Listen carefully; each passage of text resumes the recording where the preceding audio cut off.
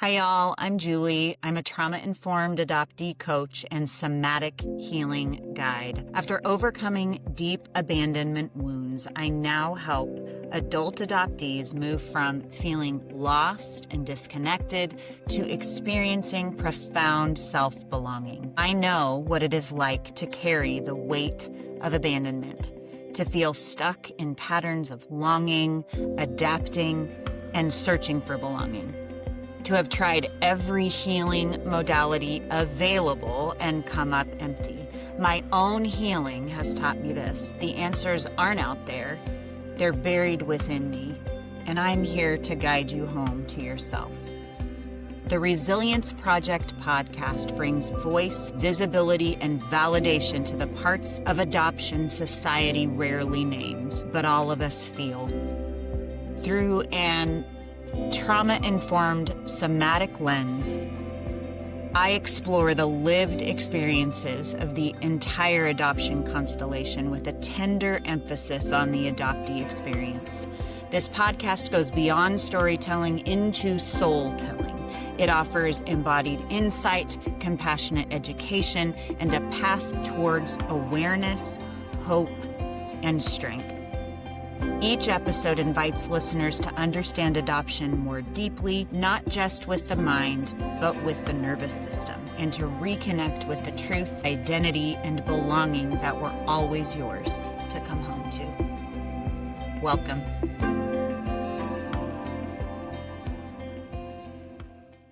Welcome back to the podcast, everybody. It is great to be together, and I am really excited to share this episode with you.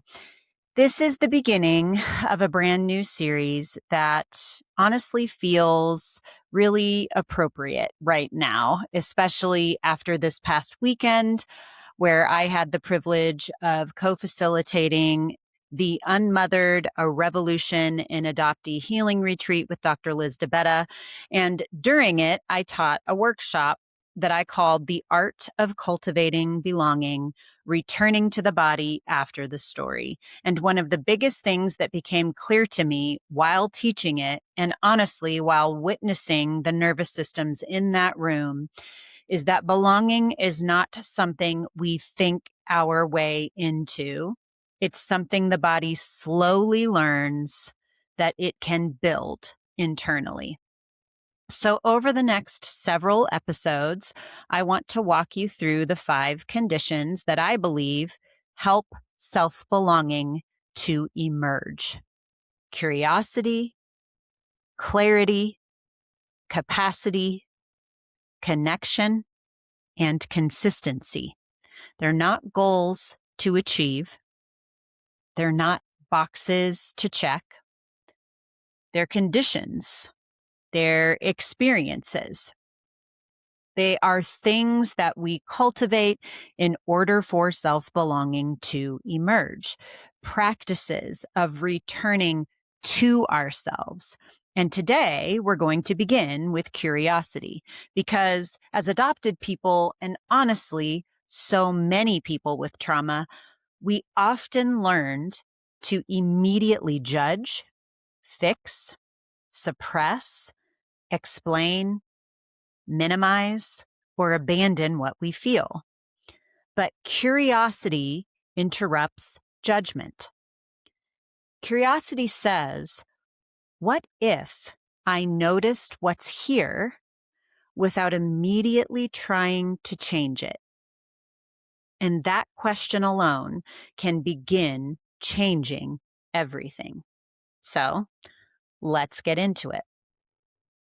I think one of the hardest things for adopted people is that so many of us became incredibly good at reading everyone else. It's that whole idea of becoming a chameleon or reading the room.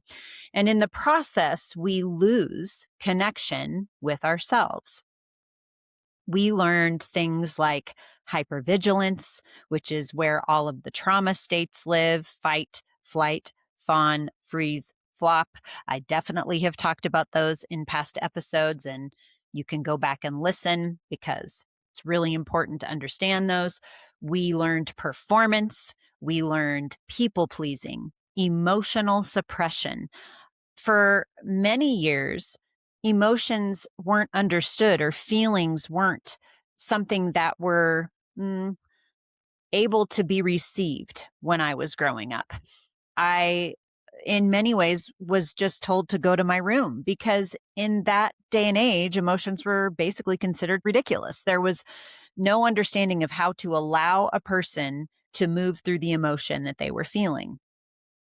We shapeshift, like I talked about before, about chameleoning. We self-abandon.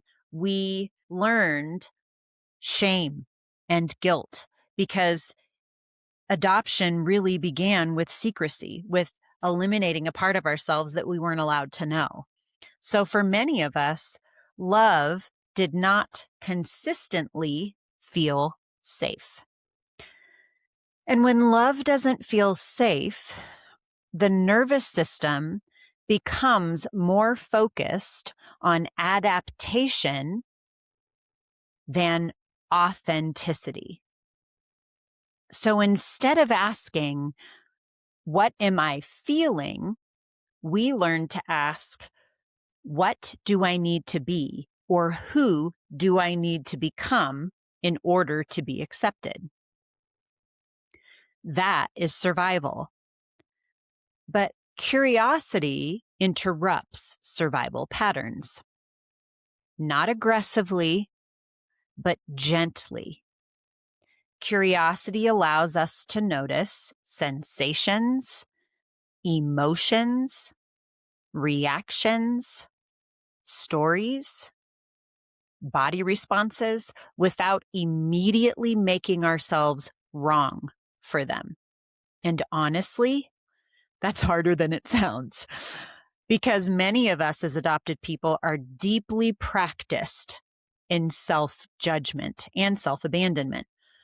We're often compassionate toward everybody else while being incredibly harsh internally. But curiosity creates space. It says, what if this sensation actually makes sense? What if this reaction has context? What if my body is trying to communicate something to me? And this is where healing begins shifting from what's wrong with me to what's happening or what has happened in me. That's very different. And at the retreat, I asked the participants this question. Where did the film land in your body? One of the things that we got to do at the retreat was watch Liz DeBetta's digital version of her one-woman show Unmothered that's award-winning. And so after we watched that hour-long presentation, I asked them, where did that land in your body? Not, what did you think about it? I didn't want to know what they thought about it. I wanted to know how their bodies responded to it. So I asked that question, where did it land? Because the body often tells the truth before the mind can explain it. And adopted people especially can become very practiced at intellectualizing experiences while disconnecting from sensation. But belonging begins when we slowly start reconnecting with ourselves again, not through force, but through noticing. Okay, so what does that mean? And how do we do that? So wherever you are right now, if it feels supportive to you, I would like to invite you into a brief noticing practice. Nothing to perform, nothing to get right. We're just going to experiment and experience curiosity. Maybe begin by noticing your feet flat against the floor. That's a grounding practice, just paying attention to your feet against the floor. Another thing that you can do is go outside and touch grass. You hear a lot of people talking about that these days. Or notice the seat beneath your body. If you're driving in a car, notice the support of the car seat. If you're sitting at a desk, notice the seat that you are in. It is supporting you. And pay attention to what that feels like. You don't have to think about if it's going to fall. You're being supported and held. Notice the sensations that come with that. There's a security, there's a safety. Then I would like to invite you to notice the room around you. If you are driving, just notice what's around you outside the window.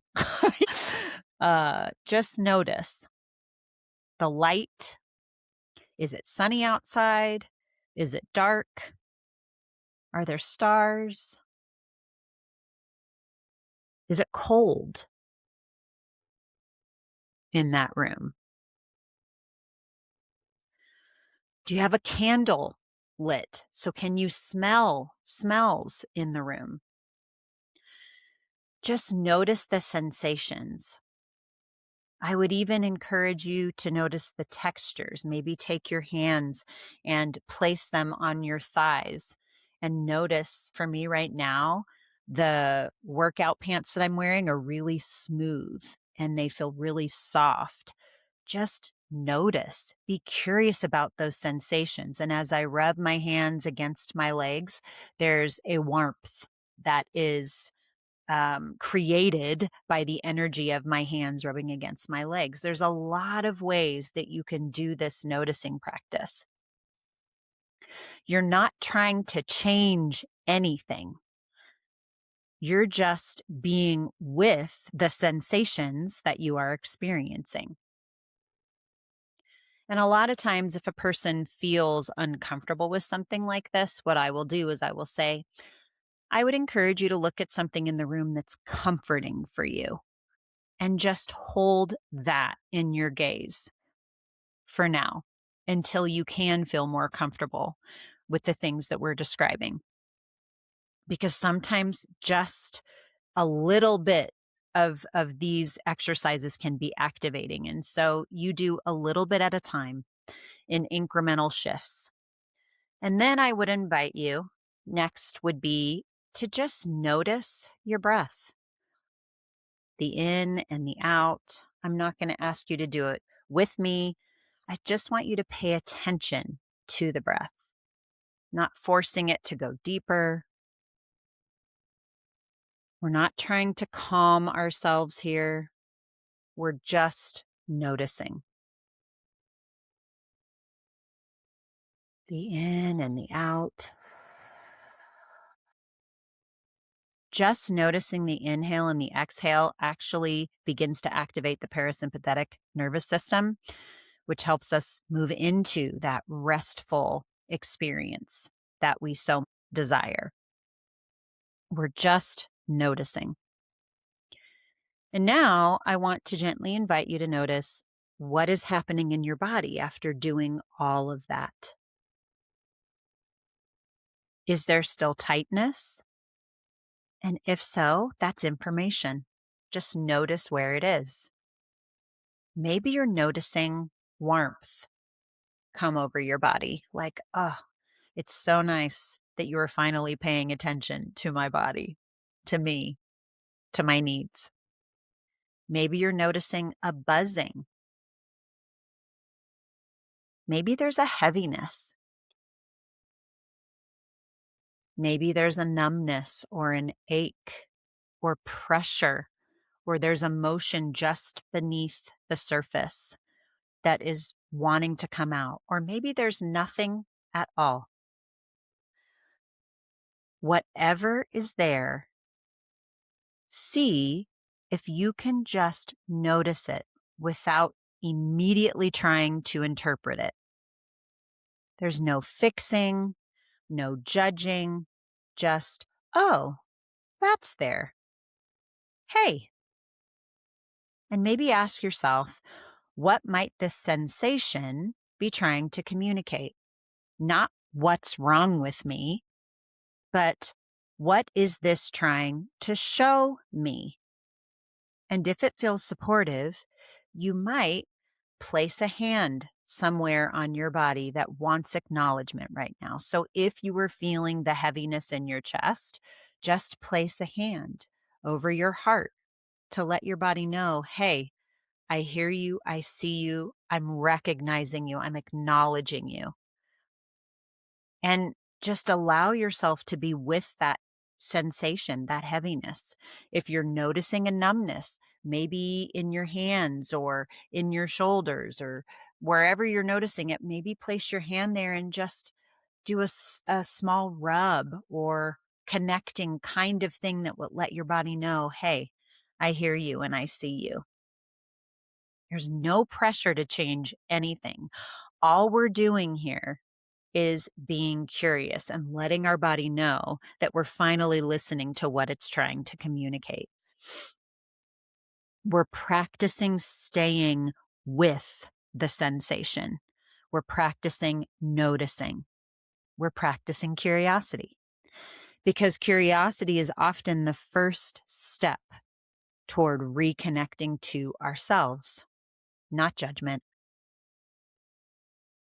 I think one of the biggest misconceptions about healing is that healing begins with some big transformation. At least that is what people desperately want. But honestly, I think healing begins with noticing, with curiosity, because we cannot reconnect with the parts of ourselves we've learned to ignore, override, minimize, or abandon without first becoming curious about them. And curiosity is what interrupts shame. Curiosity is what softens judgment. Curiosity is what creates space for compassion. Not overnight, but slowly, incrementally, gently, and safely. And maybe that's enough for today. We're not fixing ourselves. We're not figuring our entire life out right now. We're just noticing and becoming a little more connected to ourselves than before. So as we close today, I think one of the most powerful things curiosity does is it slows us down long enough to stay with ourselves, long enough to understand ourselves differently. Like I've said multiple times, not to fix, not to over-explain, not to rush into some sort of meaning, just to notice. Because so many of us as adopted people became incredibly skilled at moving away from ourselves in order to survive. Away from sensation, away from emotion, away from need, away from vulnerability. But belonging begins to grow the moment we start turning gently back toward ourselves instead. Not perfectly, not all at once, but slowly, moment by moment. And honestly, every moment you stay present with yourself matters, even if it's just a minute. I'm really glad you decided to spend time with me this Thursday. And next week, we're going to continue the series by talking about clarity and why clarity is not certainty, it's awareness. And we can talk more about that then. But until then, if you have any questions or any comments or anything that comes up as you've been listening to this episode, always remember that you can DM me on any of the socials, but you can also schedule a chat with me. I'd be happy to connect with you and have a further conversation about this and how I can support you if that is something that you were looking for and in need of. And remember that there is a way to review the podcast if you want. Give me 5 stars if it has been something that you have found supportive for you. You can also leave a review, an actual review in words. I would love that too, to allow ourselves to be seen by more people in more countries. I would love that. Just know, no matter what, you are not alone. And we are in this together. And all I will say is just be curious this week. Hope you guys have a great Thursday. Peace.